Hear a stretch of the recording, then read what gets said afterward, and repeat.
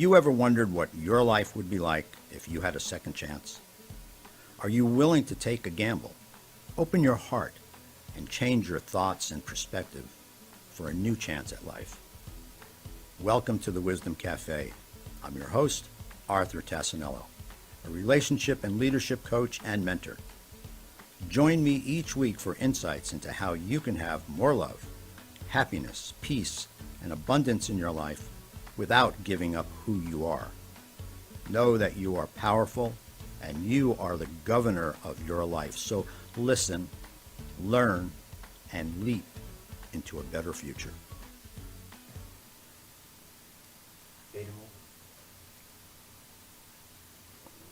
Hi, I'm Arthur Tassinello, your host for the Wisdom Cafe, and welcome to all of you.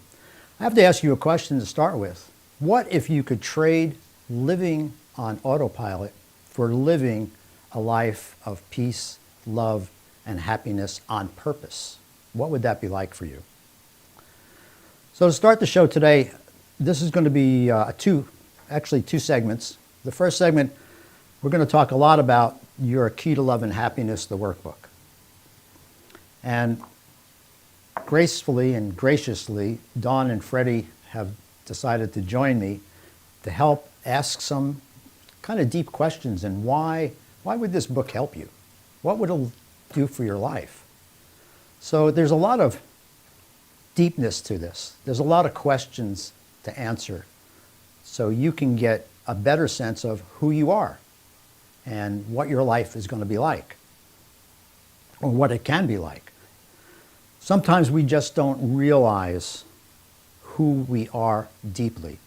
We know things happen to us in our life. We know that we have some traumas in our life. Earlier in another show, we were talking about how things happen, but they really don't always happen to us because they happen on purpose, possibly, for you. Something that maybe you need to grow into. So this is a program for self-healing and personal growth. I have another book, one of my first books, called Quantum Shift into Greatness, and it asks you right on the cover, and it tells you what lies behind you and what lies in front of you is nothing, absolutely nothing compared to what lies inside of you. So what will you do with what you have in here? We're all individuals. We all had our issues growing up, whatever they may be, some worse than others, some more traumatic than others. But here's an opportunity for you, if you decide to choose to do that, to work through these things so you can have a much, much better, more fulfilled life. I'm going to start with, I always like to start with love because basically that's where we all originated, right? We came from love. But how did we get from a place of being love and knowing what love is to a place of not being so loving or not being loved the way we thought we should be loved or could be loved? Should is that's a little sticky word for me.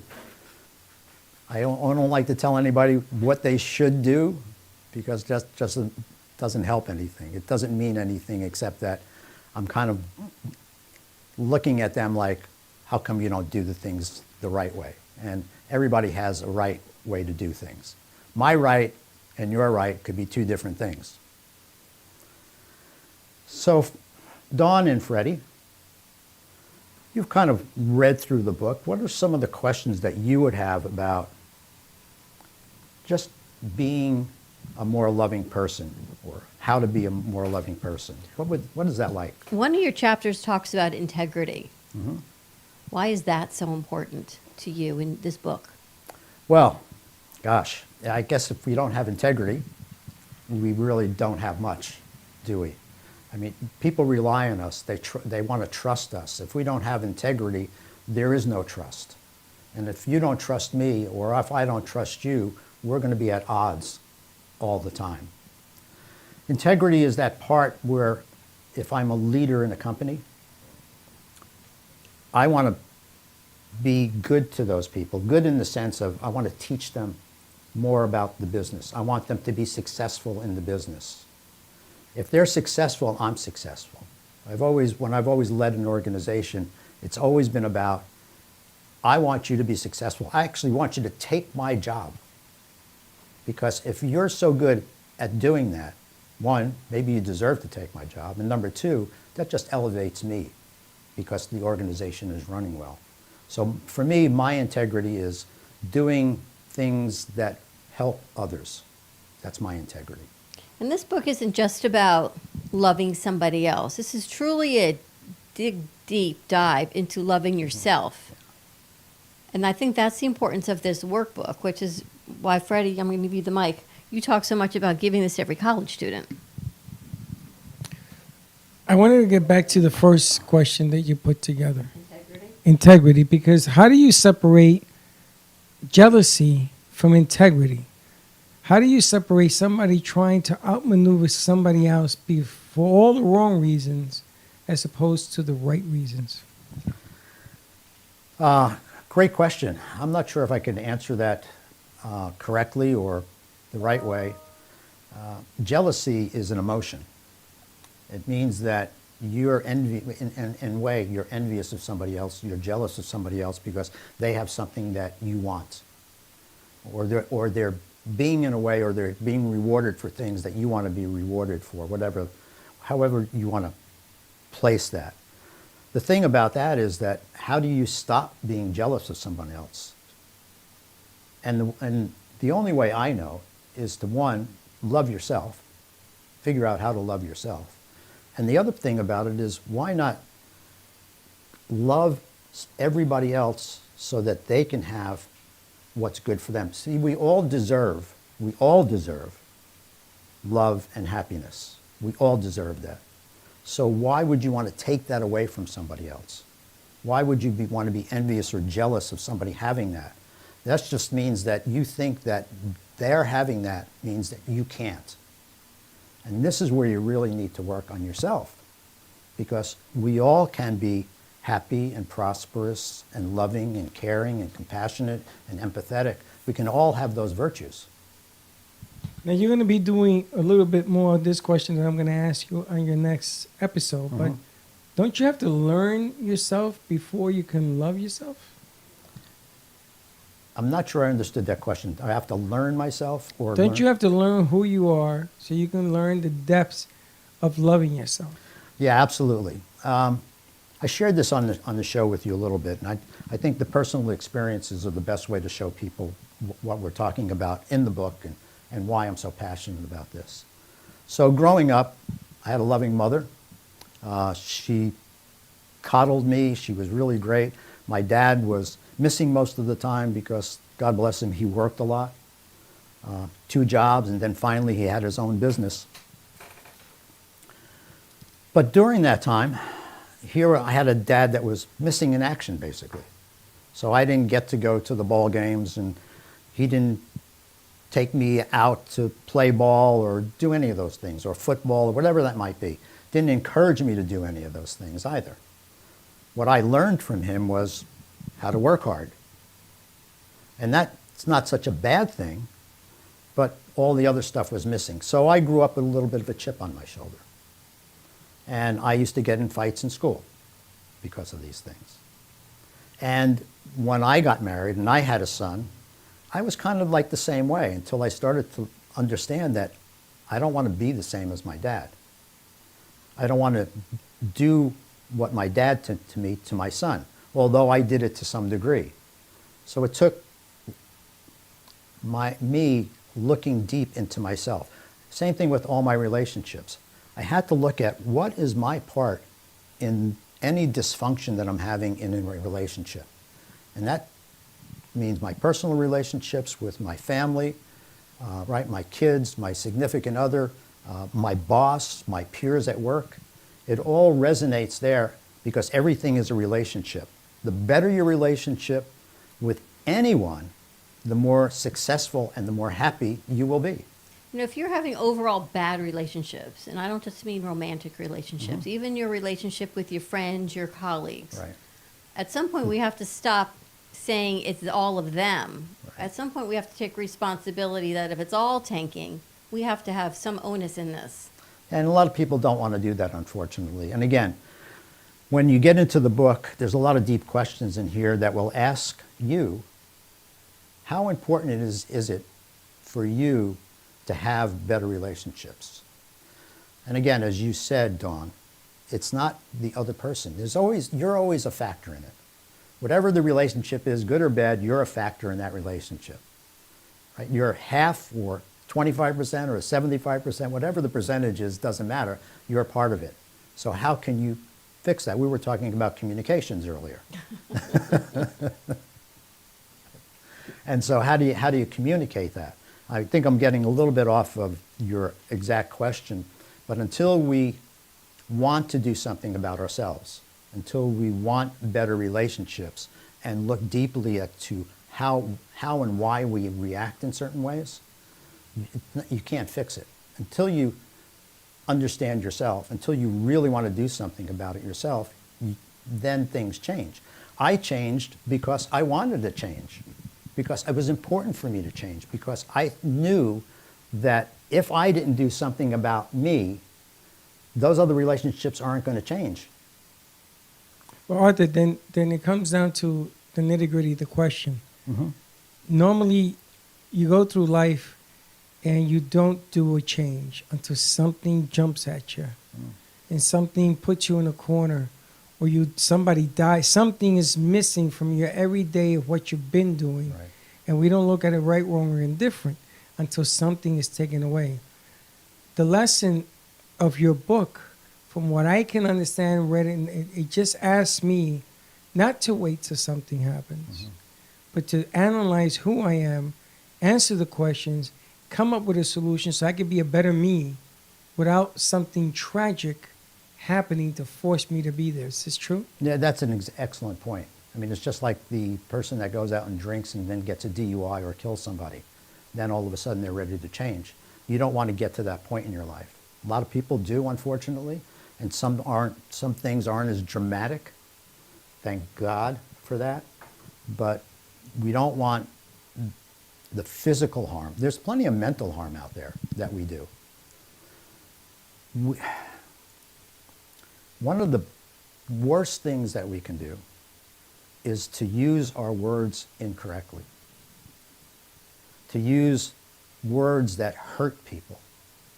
There's a saying that goes, your words cut deeper than any knife and will leave a scar forever. I still remember words of people in the past that I had to either forgive or maybe forgive and let go. We never forget anything, Freddie. We don't forget anything, and especially we don't forget those bad things that happened to us, those words that were spoken to us that really hurt us. I still remember this one guy that I worked with, and I became good friends with him. And I still love this guy to this day. But I still remember that one day when he said something to me that really hurt, and that sticks in me. But I have to let it go because I still care about him, and I still love him, and I still want him to be happy and to have a good life. You're being happy. Dawn's being happy. Anyone's being happy doesn't take away from me. In fact, if you're happy, it should add to my happiness because you're going to go around with a smile and you're going to give goodness to other people. See, when you learn this is why this is so important. This is why I'm so passionate about this. Folks, I haven't done this my whole life. I have not done this my whole life. I've learned from so many experiences. I've learned from other masters and gurus. I've done studies of different religions. I've read so many other books because I am so passionate about wanting this world to be at peace. We are so dysfunctional today. The news just divides us like crazy. It puts us in fear. It puts us at odds with one another. And we're all the same. I guarantee you 100%, God knows this, we are all the same. He created us all equal. And we have divided ourselves because of envy, because of jealousy, because we don't want to be empathetic. We don't want to be compassionate with somebody else. We don't want to care enough about somebody else. We want to care about ourselves. And you can care about yourself. But if you don't care about anybody else, you see what's happening in the world. You cannot create peace by creating war. That's bottom line. And we do this all the time. We have heads of our government that just throw us under the bus. So take me through the processes of the book. Take me through the thinking of how the pages, how the words, the questions, how does it make me a better person to go down this road? Well, you'd start to discover yourself. So I'll give you some questions from the book. And you folks out there can answer them for yourselves. And Freddie, you can answer it. I'm not looking for an answer, but this is the way it works. So what parts about yourself that you find unlovable? Answer that, right? What are your personal ideas about what love is? What are the parts about yourself that you can love easily? And maybe you don't love so easy. You know, this could be like shaming ourselves for, I'm short, I'd rather be tall. I'm heavy, I'd rather be thin. All of these things, shaming ourselves for these things. What level of devotion to yourself versus your personal addiction? So you want to be devoted to your addiction, or you want to be devoted to something better in your life? But these are just a tiny fragment of the questions in here because, But what again, about the denial? You know, that Yeah. DUI, I won't do it again. That I won't hit my wife again. right? I won't yell at my kids again. The I'm sorry, I won't do it again until you do it again. Can this book help you find that inner sense Well, and to become that better that's why it was person? created, and I hope that is true. Obviously, we can continue to deny everything we want forever, if that's what we want to do, because we want to keep going down that same road. Well, I need to go out and have a couple of drinks tonight, and I'll be fine. You know, I can manage the car until you have the one too many, until there's an accident. I believe that because you're doing this for yourself. Now, this is a workbook. I want people to Right. realize it's Right, not this- just to read and go. Right, this is a workbook. I think the benefit of this is that you don't have to tell it to anybody else. If you can't, let's put it this way, if you can't be honest with yourself, then you're really in trouble. Then you know what the problem is. Right. That's one of the problems. You can't be honest with yourself. So you don't have to share this with anybody else. You don't have to talk to anybody else about it. I'm not here as a therapist asking you these questions and putting you on the spot. And then when I'm asking you the questions as a therapist, you're trying to think, well, should I end this on? Should I be honest about this, or should I shade it a little bit because I don't want to look that bad? If you can't look bad in front of yourself and honestly answer these questions, yeah, you have another problem. That's another issue. But again, I'm not a therapist, even though this book was created with the help of Maureen Ake, who is a therapist. This is a lot of my life poured into this because of what I've been through. And I haven't been through maybe half of the things that some other people have been through, the trauma that some other people have been through. But I know that I didn't want my life to go off the rails anymore. I just knew that I needed to be the peacemaker. And I'm not perfect. I'm still not perfect at this, folks. I'm still not perfect at it. I still have feelings and I still have thoughts and crazy things sometimes, but I'll give you this one thing, this one nugget, if you can do this for yourself. One thing. When that button is pushed, when you have that little thing that's been residing in you forever that somebody says to you and you kind of blow up, I want you to just stop for a minute before you react. Just don't react. Just stop, think about why that hurt you, what that brought up for you, how that resonated for you, and take a deep breath and try to answer that in kindness or ask another question as to why they said that to you. Because what you don't want to do is, it's like somebody slaps you on the face and the next thing you're going to do is you're going to slap them back. Don't do that. It's hard. sometimes. It's hard until you learn that. I get triggered sometimes by things that happen, whether it's a family member or somebody else. I'm learning all the time. I'm learning more all the time because that's important to me. So if that's important to you, do something about it. Nobody's going to give it to you, although I am giving it to you. I'm giving it to you here, that you can do this and hopefully you come out into a better place.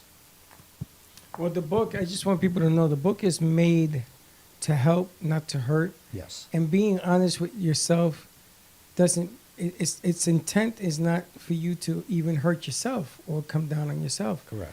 You know, when I went through the book, what amazed me was that I found myself trying to answer people's questions to what they wanted to hear.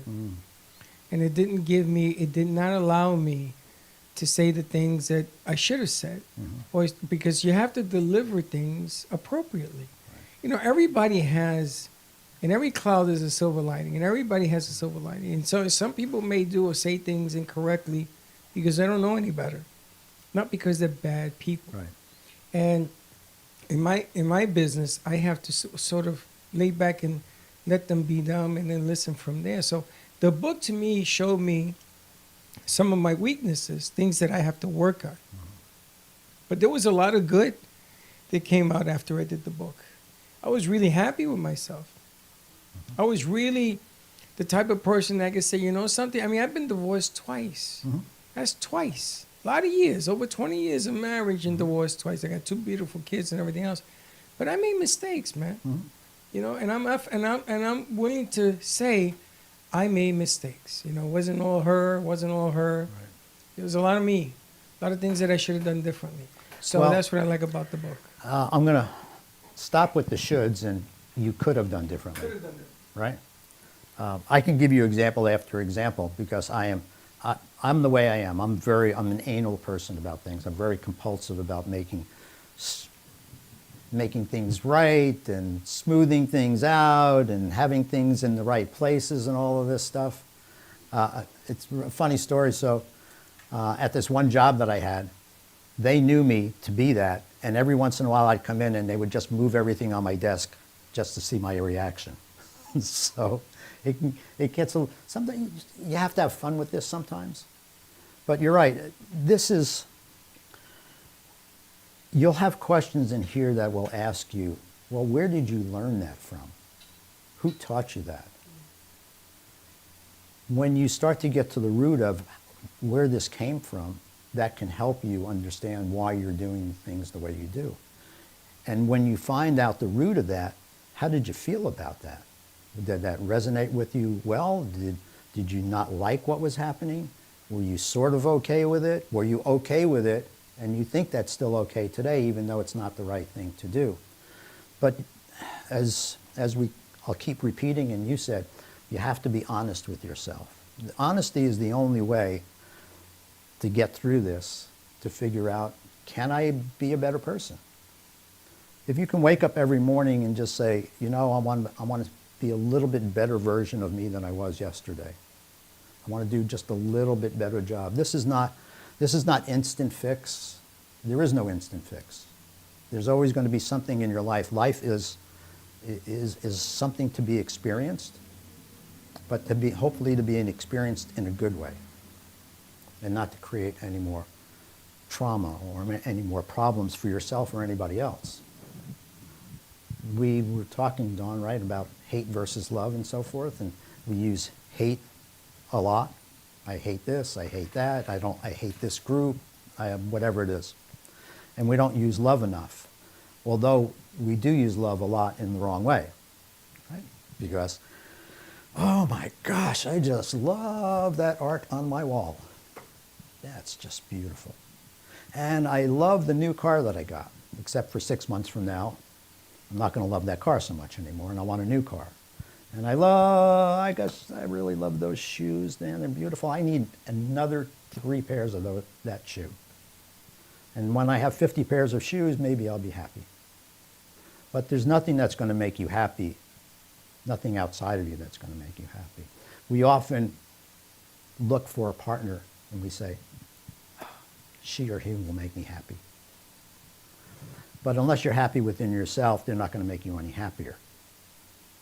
Right? They can add to your happiness if they're a good person and you're getting along and things are going well for you and you understand each other and you communicate well. But unless you're happy within here, that other person outside of you isn't going to make you happier. So it's about finding your happiness. Right now, I just want to say to you, both of you, I am so grateful for you. I can't tell you, I really can't tell you how full my heart is right now that I get the opportunity to do this. And to show other people that you can be amazingly great and amazingly wonderful and amazingly happy. And you can give love to everybody. It doesn't hurt. In fact, it feels good when you give love to other people. So thank you so much for allowing me this time and this opportunity. Thank you. We thank you. And I actually put a post on social media yesterday. And if you go to the cafe and you read, it talks about an Uber driver, a taxi driver. He goes and he picks up an older woman. She doesn't come out, so he rings the doorbell. And she's about 90-something. She gets in the car and she says, "Take me," gives him address. "But I want you to go the long way." And he said, "But that's not the fastest way." She goes, "That's okay. Everyone in my life has passed away. And the doctor has given me a small amount of time, and I'm going to hospice. So I want to show you my life." And she takes him to where she went to dance class and where she met her husband and where she worked and where she had fun and where she went out at night. And she said, "Okay, now take me." And they were all waiting for her. And at the end of the story, it says, "And what do I owe you?" And he says, "Absolutely nothing." Because sometimes, and I'm thinking of that as I'm reading your sign, it's not about the money that we bring in. It's about the love and the kindness that we can give to others to make an impact in their life. And that's what your book has shown us. And I think what our crew gets to see every day, and sharing just a little bit of compassion and love for each other and coming together without judgment. If anyone steps into the studio, you'll see this is a judgment-free studio. And taking that first step. And people are journaling a lot, and no one knows where to start. This book is the perfect place to start journaling because you have guided questions. And I think the hardest part for people is, what do I write about? Do I write about breakfast? Do I write about dinner? You don't know where to start. But if you get this book, your book to Love and Happiness, it gives you those guided questions to start the process of finding yourself and then take it from there. That's what I like a lot about it as well. Thank you. Before you go to commercial, where do people get your book? So you can get it on Amazon. It's the easy way. You can get it by title, or you can get it by just putting in my name, Arthur Tassinello, and I think the book is this way or this way. I'm not sure when it's straight, but it doesn't matter because it's the heart, right? Your Key to Love and Happiness. And you can get, I have 3 books.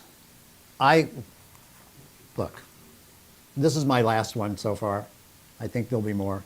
I love this book because it can do so much for all of us. Absolutely all of us. I'll kind of leave you with this. So most people will tell you that, I'm going to say that I believe we can create peace in the world. I truly believe that. But I have to take that on. I have to do this.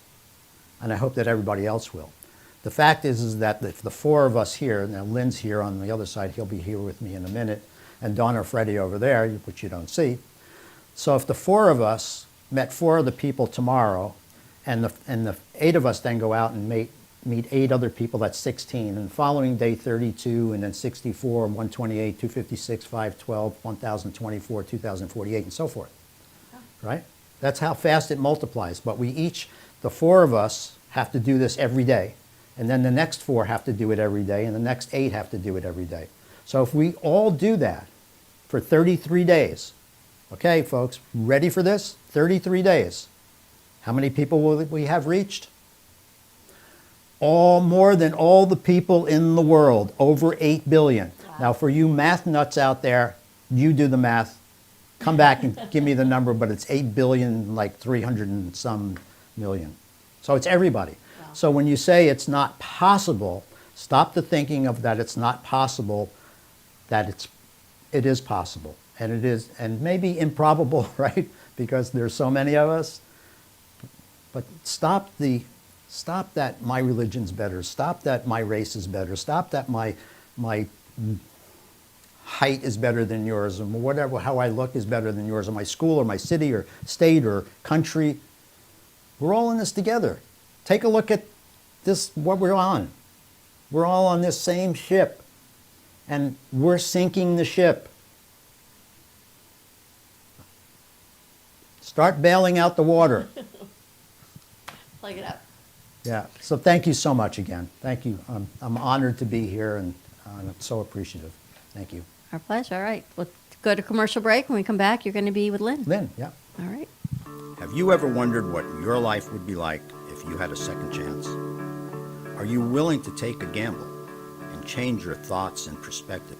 Welcome to the Wisdom Cafe. I'm your host, Arthur Tassinello, a relationship and leadership coach and mentor. Join me each Wednesday at 3 p.m. to explore what it is to be human and create that second chance.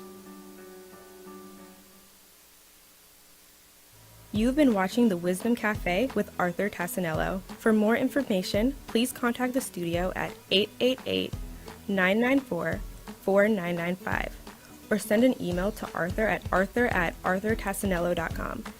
And now, back to the show.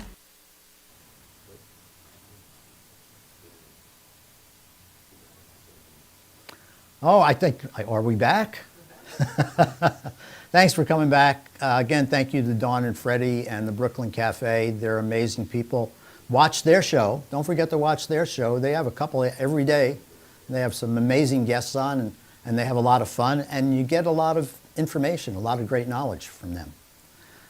Right now, in the house, are we ready? We're ready. Lynn Everard. Thanks for coming, Lynn. I really appreciate you being here again. Last week we ended with talking about your why. And as Simon Sinek says, find your why. But Lynn says there's 9 whys. Right. The Gary Sanchez, who actually worked with the Simon Sinek for about 8 months, learned a lot from him. But one of the main questions he had for Simon was, what are the whys?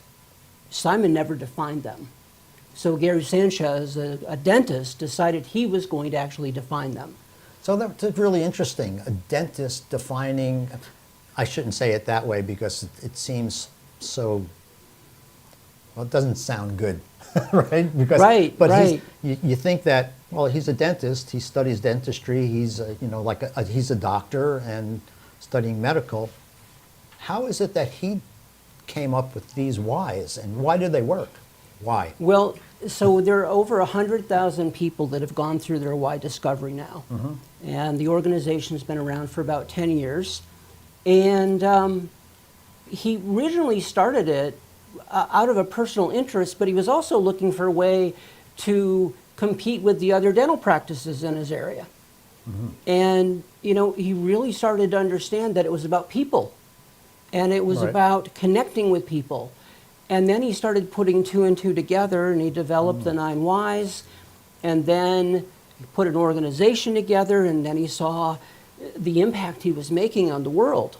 This is interesting because the first thing that came up for me when you were talking about that and saying that, he was interested in the people coming into his practice. So there was the first why, is like, why are they coming to me?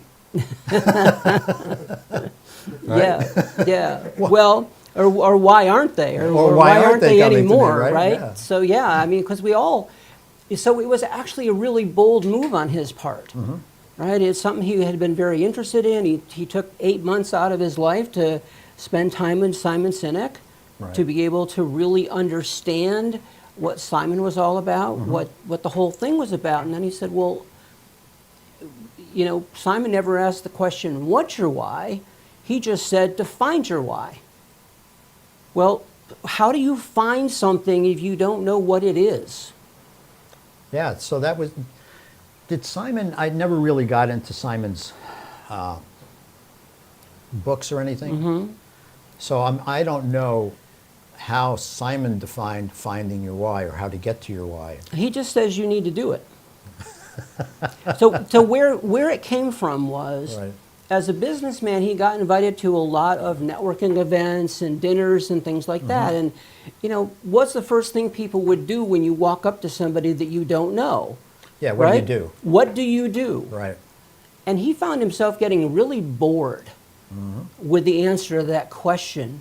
And he got to the point where he stopped caring what people did. He wanted to know why they did it. Which, is, when you think Sure. about it, is a much more interesting question. Absolutely. In fact, it kind of turns me off. I don't really like so much to go to networking things anymore just because of that. Because the first thing, nobody asks you, hey, how was your day? What did you do today? Was anything special? You know, anything going on in your life that we should know about? The first thing is, what do you do? And I'm going, well, what do I do? If you knew my life, I do about 1 million things. Right. But what am I doing right now? Maybe that's another question.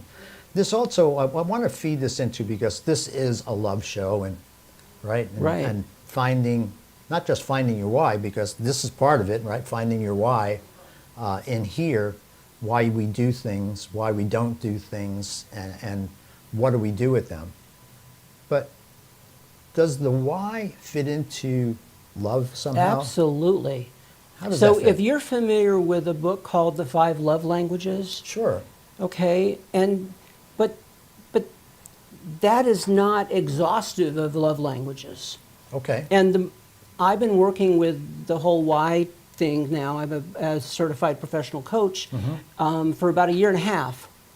And what I've realized is that as I get to know people, that I start to see their why. I see my why as a love language, as another way, because your why is who you are, and it's the best you have to offer to people. And when you can offer that and bring that into conversation, into your life, and you know, one of the whys, the Gary Sanchez's why is better way, because he's always looking for a better way to do something and to share it. Right. Right? Well, if you didn't understand what that was about and you were closely connected to him, you would think that anything you did was somehow magically wrong or wasn't good enough. Interesting. But when you understand that someone with a why of better way cares so much about people that they don't want to see people struggle with things that are broken or inefficient, or take up so much of their okay. energy that they can't actually have room to love people. So, in essence, your why is your love. Yes, I've defined it that way. Yeah. In many ways. Right. Yes. Right.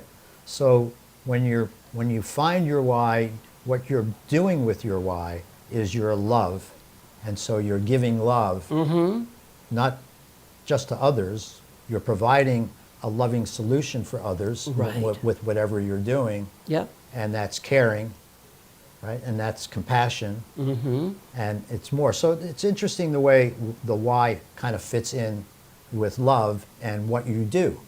Yes, because it is who you are. Yeah. It's how you do things. It's how you make decisions.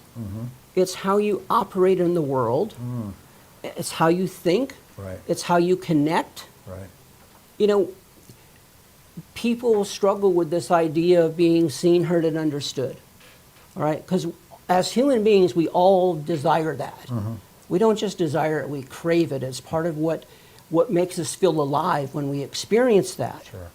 But if we don't know our why, or the persons that we're talking to, their why, that means that if we're talking from our why and their why is different, we're going to be talking in our language, but not necessarily their language. So now this brings us back to communication, Right, right? right. So we can't communicate properly with somebody that doesn't understand our why, or we don't understand theirs. Exactly. This is amazing. I like where this is Yeah. going. So when you understand that a person's why is also what's really important to them, and then you say, "Wow, I never realized that about you before."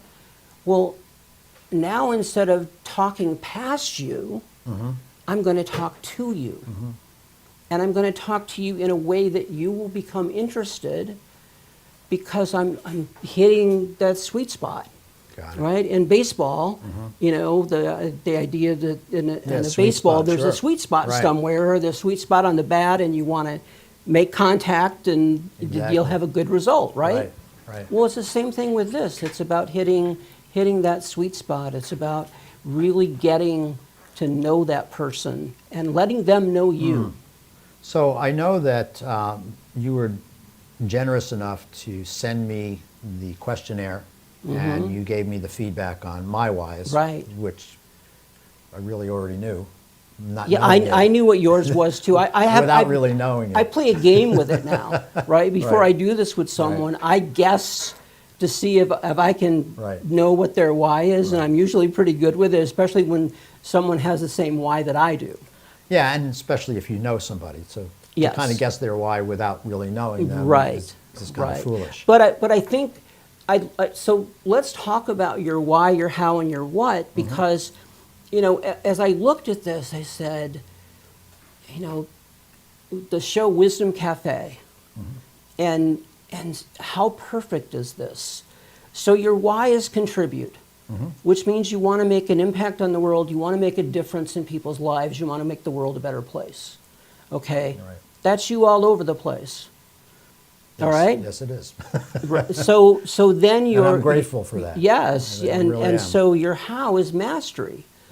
Well, and so mastery means you want to learn as much as you can about as many different topics as you can, and you will go really deep. Now, one of the thoughts I had earlier today about this was that within the how of mastery or the why of mastery, it's not just research, but it's also our experience that is adding to the picture. And so, as someone who is really digging deep into things, you're extracting wisdom. You're extracting wisdom from your life. You're extracting wisdom from the sources, from all those books you've read, all the different things that you've done, the experiences you've had. Okay, and now it's perfect because we get to the place of your what. What is the result of what you do? And that's to simplify. Right. And that's a nugget of wisdom. So through that, I want to say to our audience, one is read as much as you can. I've noticed that I could be reading a book, and all of a sudden the passage I read in that book connects me with the passage I read in another book, and all of a sudden I got it. Because I didn't maybe get it just here, but when I picked up this one and I read that there and I went, oh my goodness, now I understand.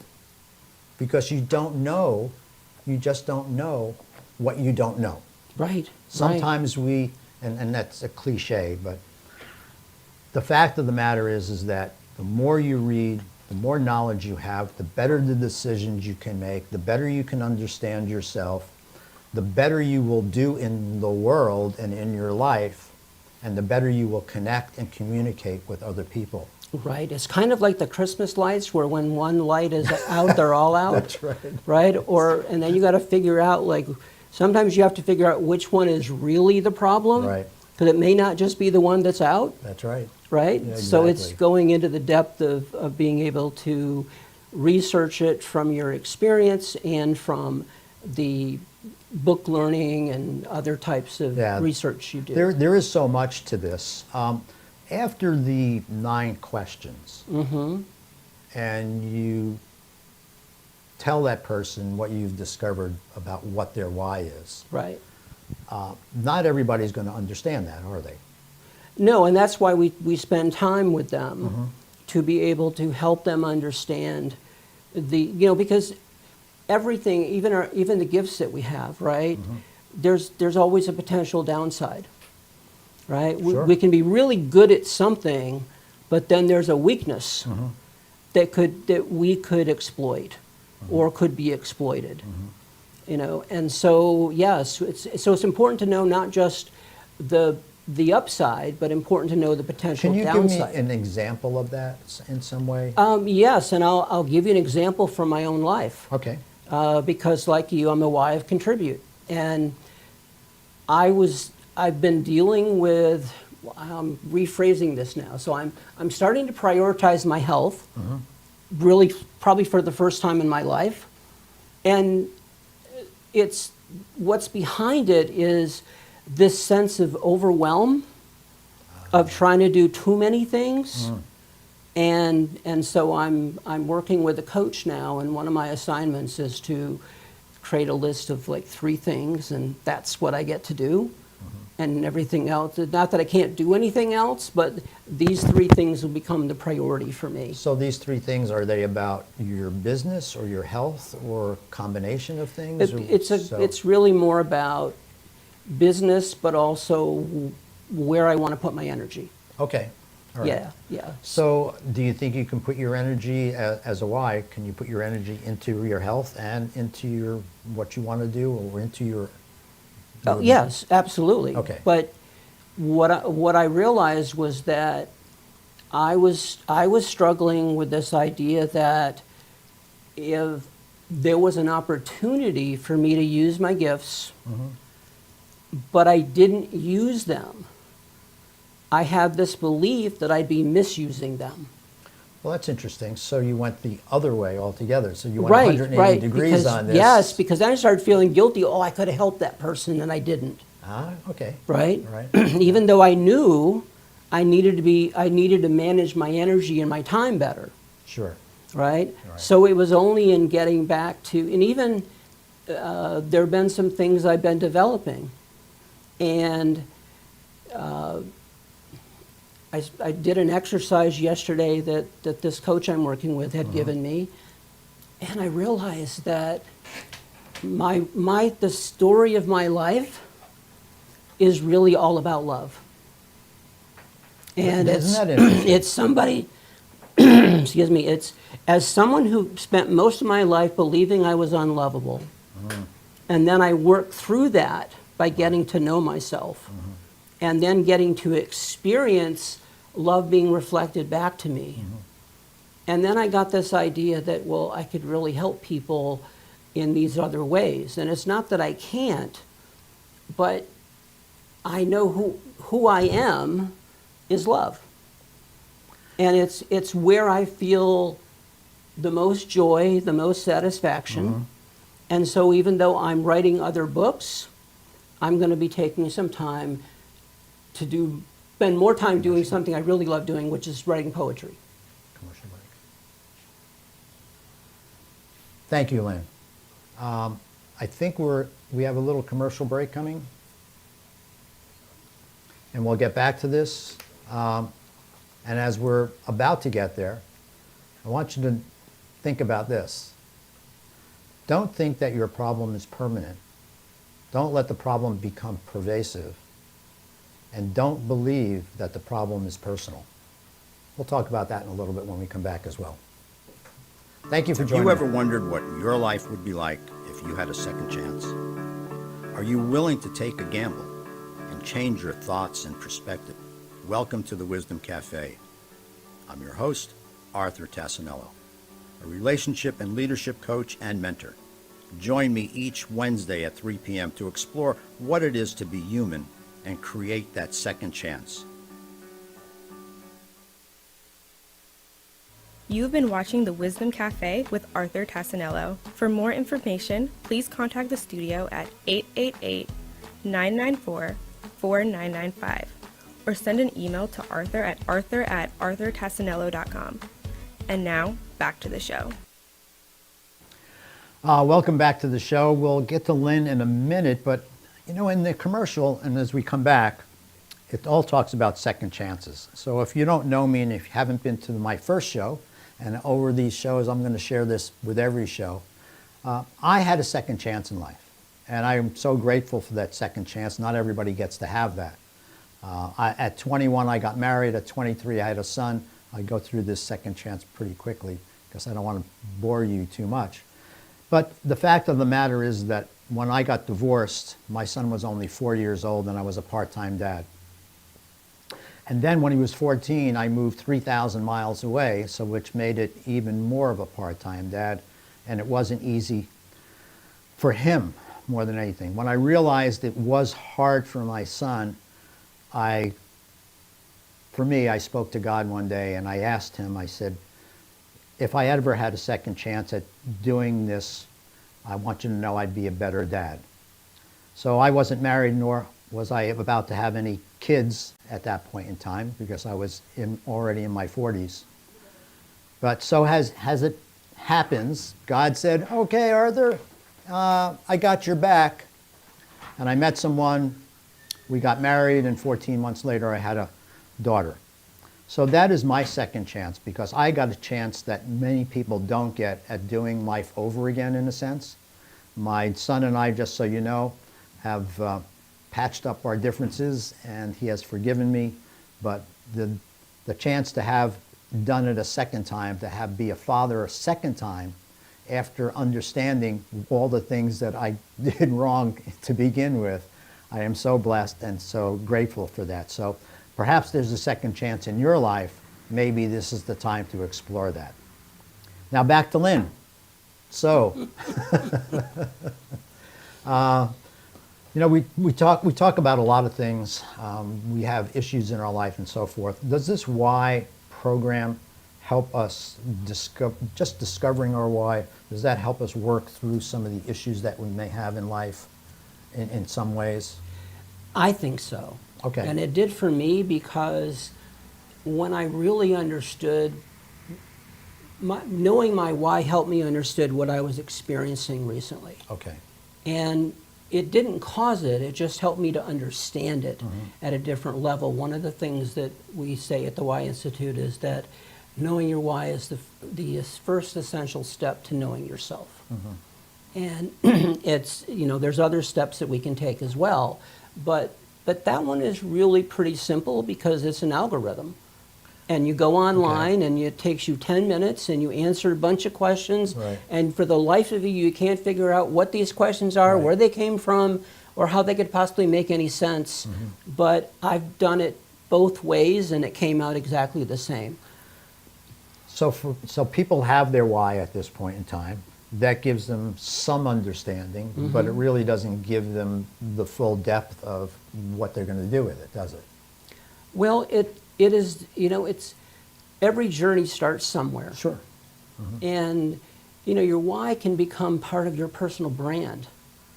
Okay. So, you know, like for me on my Facebook page, I have my why, how, and what there as a part of my introduction, because if I say I'm a coach, you know, well, there's lots of coaches out there, Sure. right? But Yeah. what is it about me, and what's important to me, and how do I work? Got it. So Got it. that helps explain that to people. You and I talked about this a little bit. This kind of fits in with the Gallup report, or Clifton Strengths, doesn't it? Yes, it does. Right. So people, to really find out, perhaps they want to do the Clifton Strengths test as well. I don't know if you really call it a test or assessment. Assessment. Assessment, right? And they could do the why assessment also, to get a better understanding of how they really see the world and how they operate in the world. Right. And hopefully, you folks out there, hopefully part of your why is that you want to love more people, because that's what this is all about. Right? Lynn, I like that you can use it as your brand. That's a whole Yes. different take on it. Yeah. So Lynn did It mine, and mine is a better way. Right. Yes. And that's truly what I'm always trying to do, is just find a clearer, better way to get things done more efficiently. Sure. Yeah. Right, and when you can share that with people, and they know that's what you're all about, it you know, it takes away the misunderstanding. It's like, well, why does she want to do it another way? Last year was cleaning. So now that you discovered that, but you probably knew that about yourself, right? Did you know that about yourself, or was this just a clarification? It just made sense to me that I try to simplify, but to me I thought it was, I used to be a special ed teacher. So it was finding a way to integrate different needs into a more adaptable world. Right. Which is what I do. So I just thought that was my education and my training. Maybe it is. I don't know, it's that journey that we talked about. Okay. But to use it But as it your could be. brand and to communicate with your partner, it makes sense. Sure. Yeah. Absolutely, and that's why it's so, when you can communicate at that level, you know where this other person's at. You know what their come from is, and you know that you can be consistent with them, Well, let's do that. and it makes a difference. One more question for you before Sure. we do this last part and when we wrap up. Freddie knows his why. Has that helped you at all? I mean, it's recent. Has that helped you guys at all understand each other, or did you already have the understanding before? It makes this? sense because sometimes you think they just say things to say things, or people will think we just are like that because we're on air. We're not. That's truly who we are. And I don't Yeah. remember what his is, but Lynn does. Yeah. And it makes perfect sense the way he's trying to resolve conflicts and the way he's trying to change things. Right. So he'll be changing things, and I'm trying to find a better way. Ultimately, we want to do the same thing. We just have different ways to go from point A to point B. Right, right, But at least we know that now about each other. It's clearer as to why we do what we do. yes, and you and Freddie both have challenge in your makeup, and your which is a, gives you a common platform, and Arthur, you have mastery in yours. Dawn has mastery in hers. Uh-huh. So that becomes a common platform, Got it. right? So it's really very powerful, right? Louise and I have exactly the same, the same three, and that I think supports us working together on our show. Right. So Lynn, before we break away and I get to this last part, how do people get in touch with you about the why? So they can send me an email to leverard@lyneverard.com, or they can call me at 954-647-3554. Awesome. Thanks for being here today, Lynn. It's always a pleasure to see you. Thank You're you. a great human being. I love you. And so the last part, folks, I think we're going to get in on a screenshot on this in a minute. So, I talk about wisdom a lot. I have a Wisdom Cafe page as well that you may be watching this show on the Wisdom Cafe page. I posted this because talking about what is love. So is it an emotion only felt between two people, or is it a universal energy force? Well, in fact, love is everything. It is what you came from and were born into. It is a gift that we all received. So if you give money to a homeless person, that is love. To save a bee or a butterfly from harm, that is love. To smile at a stranger or give them a hand, that is love. Love is hope, gratitude, kindness, forgiveness, compassion, care, patience, empathy, peace, and joy.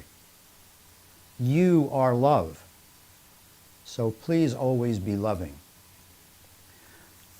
I say this to everybody: if you want love in your life, be loving. If you want kindness in your life, be kind. If you want people to be empathetic to you, be empathetic with them.